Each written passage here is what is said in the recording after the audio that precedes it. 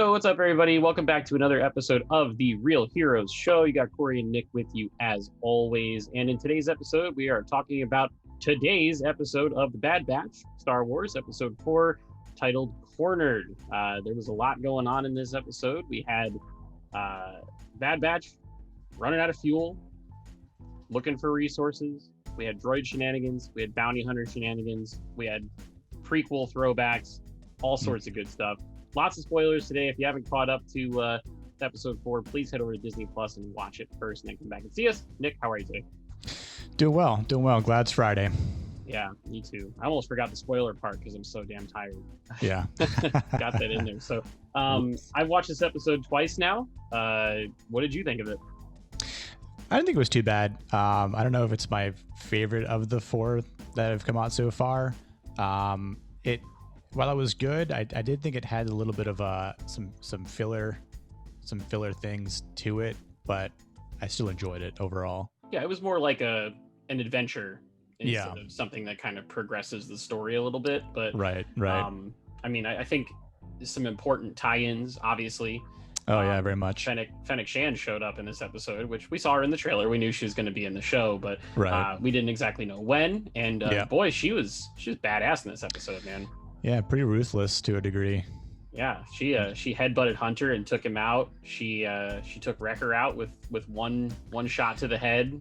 Yeah, pretty insane, and it's kind of cool because it shows you how tough she is and how well trained she is in combat, which then makes her Mandalorian character that much more of a badass when you think about it. And then in turn, it makes Mando and Boba Fett that much more badass too, because they hang with her the whole time also. So yeah, it's like I thought about that, how she took out Wrecker fairly easily, and then granted Hunter put up a little bit of a fight and was overpowering her with strength, but then she took the upper hand when she headbutts him in the face and kind of knocks him down and subdues him momentarily. But if you think about when she tried to go up against Mando, and obviously, we all know how that goes, but she was, I didn't think we'd see her this early in the season. I was maybe thinking at that halfway point, maybe around episode 7 or 8. Sure. But yeah, I definitely think we'll be seeing more of her, maybe 2 or 3 more times at least, I'd say, in this season. Since we've seen her so soon and so early on. Yeah. Do you think that they're kind of setting her up as like the second villain of the show, to Crosshair being the big bad? I think so. I mean, because of how we know where she ends up in The Mandalorian, I think it's safe to say that she doesn't really, again, being a bounty hunter, she doesn't take any sides, and she's just going where the money is and who needs her sets of skills and talents. So I'd say like she might be maybe like a sub villain. I wouldn't even tie her or put her to like the anti-hero factor either, because it looks like she's trying to get Omega. But Omega's her target. And that's real interesting, which brings the question, do you think that Tarkin and the Empire have hired her, or do you think it's somebody else that's looking to get their hands on this special kid?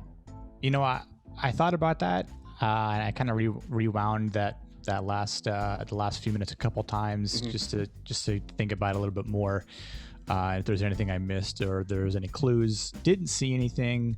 I don't know if I don't think it's for Tarkin.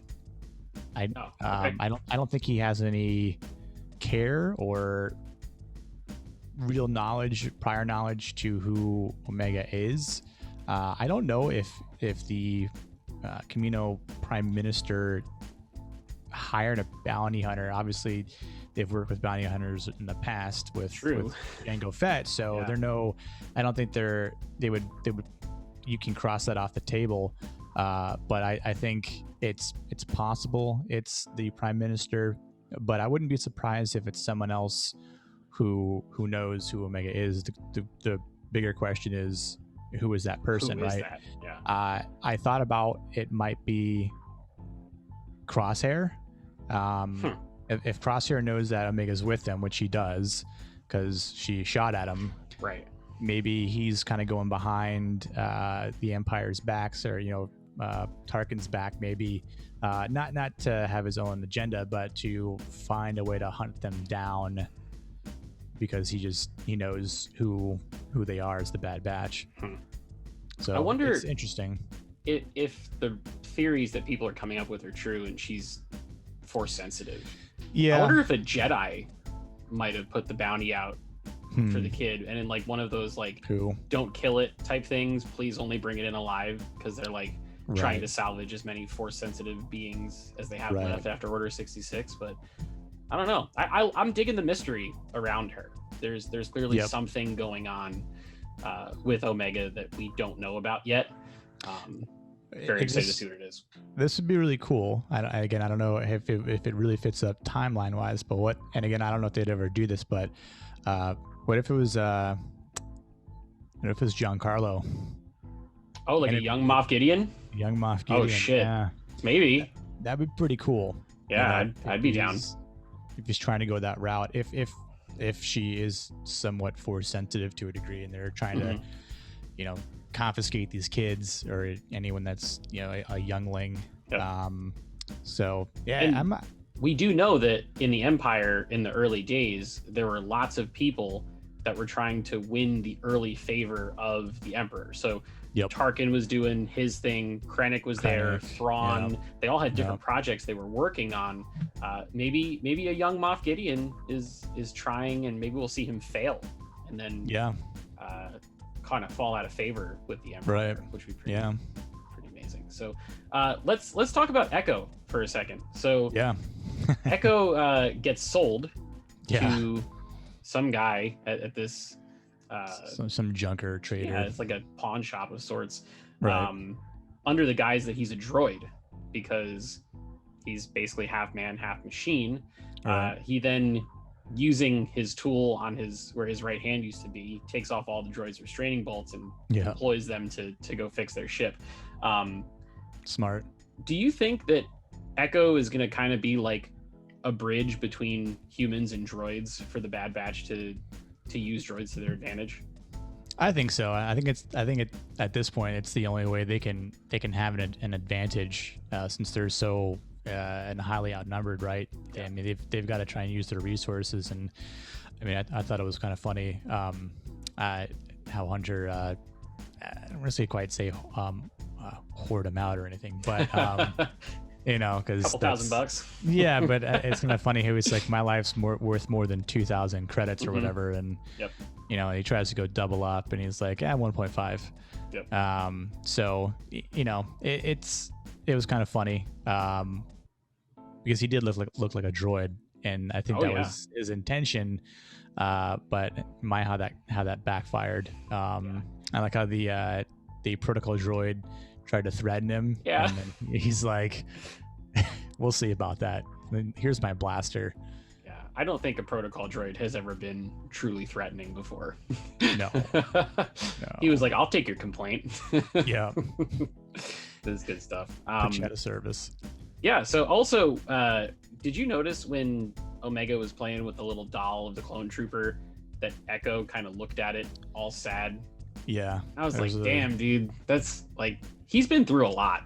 He has. And to see what he used to look like and know that that's like a relic of the past now, because we saw before this, like, they were having like an Empire parade and all the people were like hooting and hollering because to the civilians, the war is over. The bad guys have been defeated, and truth and justice are going to reign in the galaxy. They don't know so we think the way the Empire really is, which is I'm digging that whole exploration into the early days of the Empire, and like I think Hunter said things are changing faster than I thought they would, and the Empire rules with an iron fist very quickly, which is pretty neat, and it's fun in this episode. So last thing I wanted to chat about was the chase sequence at the end of the episode, because that gave me major Attack of the Clones vibes, right? Attack of the Clones season 2, babe, or episode 2, sorry. Yeah. That Coruscant thing where Obi-Wan and Anakin are chasing after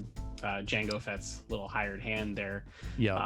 All the neon flying by and all that stuff. I thought that was really cool. Like, Star Wars animation has never been afraid to pay homage to the prequels, right. and kind of put those references in there. And man, that animation, it looked unreal.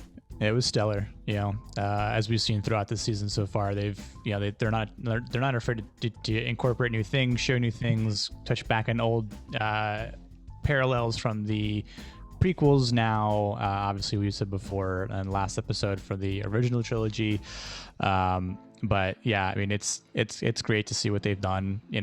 They've been adding a lot of stuff that I think as fans we can really appreciate. But I thought it was kind of, the whole sequence was really cool to see. So it was nice touch for the end. Yeah, and then the dude that was driving like the Star Wars equivalent of a dump truck, he was just like jamming out to some tunes. Yeah, I loved it. I thought the show just, it cracks me up. It's beautiful. It's a fun adventure. Exactly. Yeah. It's not like lore shattering Star Wars. It's not meant to be like the Ahsoka episode of Mandalorian or Empire Strikes Back or something, but it is a ton of fun so far, and it's gorgeous to look at. Sounds great. The score is wonderful. The Kiner family has been totally knocking it out of the park with all that. So what would you say, I guess this is 4 episodes, we're 25% of the way through this first season. We are. How would you rate this episode, and then how would you rate the series as a whole so far? This episode, I think, like I said, I think this was probably my least favorite overall. I'd say I'd probably give it like a 7 for this episode. Okay. Overall, I'd say 25% through the entire season. I'm gonna give it I'm gonna say an 8. Okay. I think that first episode was just so amazing. It was epic. It was so basically like a movie. So I mean, that alone really catapulted the effectiveness and the likeness of this season to be that high in the scale. And then the second episode was good. Third episode was pretty good. And then again, this episode wasn't bad by any means. It just didn't have a lot to it. Mm-hmm. Like we were saying, it didn't really drive like the plot forward a lot. But it did add some tidbits, right? So it's sprinkle some stuff on the food we're trying to eat here. Yep. And I think the one thing I didn't mention all the way at the beginning of the episode, comm chatters are now saying that their ship is on the wanted list. Yep. So now that we're a quarter of the way through the season, it is official that they are wanted individuals by the Empire. So that's pretty interesting. And they've done more in the first 4 episodes than I thought they would have done. Yeah. I thought it would have meandered a little bit more before kind of kicking into high gear. But, this episode, I don't necessarily want to say filler, because I hate calling episodes that, because like, especially when they look as good as this did, and it was like that much fun. I don't want to do a disservice to it, but it was the one that progressed the story the least so far, out of everything. But it still dropped some nuggets in, so I'd say probably like a solid 7 or 7.5 or something like you said. And then for the series so far, if this is what we've got only a quarter of the way through, I can't wait to see where they go. Like, the Disney Plus has been doing this a lot lately. It was like the first half of the Mando season last year. After the first 4 episodes, we had no more trailer footage left, and we had no idea where things were going and what they were going to look like. I feel like they've done that again with this, and I'm very excited. I can't wait for every Friday to check out more. I did see the Kiner brothers.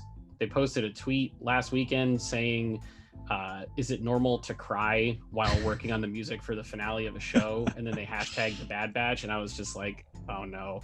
So oh boy, I have a feeling it's gonna ratchet up, and so we got to give it some space before we get to the 9s and 10s on the episodes. But we're having a blast watching it so far. We are, and I can't believe we still have 12 more episodes to go. That's thankfully phenomenal. That's like 3 months, man. That's great. It's gonna be good. It's gonna be fun. Yeah. So I think that'll do it for this video, guys. If you're watching the Bad Batch, we'd love to hear from you. Drop us a comment below and let us know what you think, both of this episode and the quarter point of the series so far. Please like the video. If you're new to the channel, go ahead and subscribe. Click the bell, turn on those notifications so that way you don't miss another video from us. Be out on the lookout for next week. We will have a review of Zack Snyder's Army of the Dead, more Mythic Quest. And Nick, I believe you did a solo video for Jupiter's Legacy, right? Yeah, I got a Jupiter's Legacy video coming and another solo video for Castlevania Season 4 from Netflix. Like anime? Yeah. Anime-ish? Yeah, animation, yeah. Yeah, so some 2D animation, I think. Good stuff. Yeah, lots of stuff coming from us, so please be on the lookout for that. And until next time, we'll see you guys in the next video. Peace.